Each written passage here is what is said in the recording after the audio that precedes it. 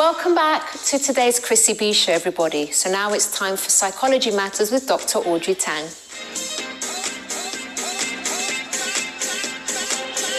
Welcome to Psychology Matters for the Chrissy B Show on location. I'm Dr. Audrey Tang. Today's topic is managing after a breakup.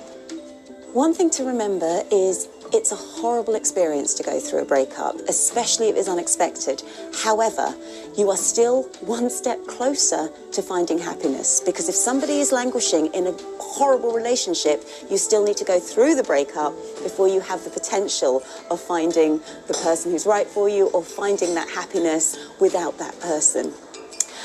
There are many stages that you might feel when you go through something as traumatic as a breakup, and people have likened it to grief because you are losing somebody. The Kubler-Ross model of grief is a good example of the types of emotions you may experience. The first thing could well be denial, especially if the breakup was unexpected on your part.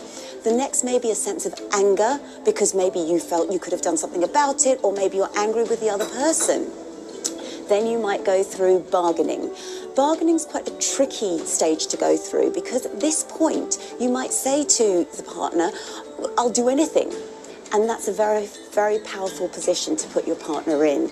And certainly if somebody's negotiating in that way with you, it may be better for you to say, actually, I think we just ought to not see each other anymore. Once that's happened, you then get through the depression, the sadness phase, and finally you move to acceptance. Now, those stages do tend to happen. They may happen in a slightly different order, and they may take different amounts of time to get through, but they do tend to be the 5 stages that we pass through. Ways that we can help ourselves include being angry and allowing ourselves to feel those emotions. But be very mindful, if you have children, don't badmouth your other half or your ex-other half in front of them. Yes, you're allowed to be angry, but perhaps write those feelings down in a journal or in a letter or in some way of expressing yourself, but not having to say that in front of other people. If you have friends and family who want to help you, maybe ask for practical support so you can have time on your own to reflect.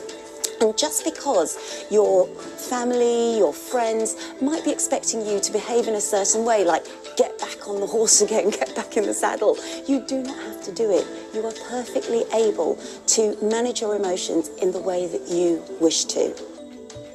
Another thing you can do is remember your self-care routine. If you do fancy joining a gym, fine, great, do it, but do it for you. This is not for the other person. It's not to win anybody back. It's to make yourself feel good. And that's an important thing to remember. The other important thing to do is, whenever we're feeling down, remember to look after yourself. Remember not to engage in self-destructive behaviours because you're trying to prove something to yourself. So take good care of yourself, especially when you're feeling very vulnerable. At this point, affirmations may help you. And one of the best ones, and one of my favourite ones, is, my love, my time and my energy are valuable, and I give those to others wisely.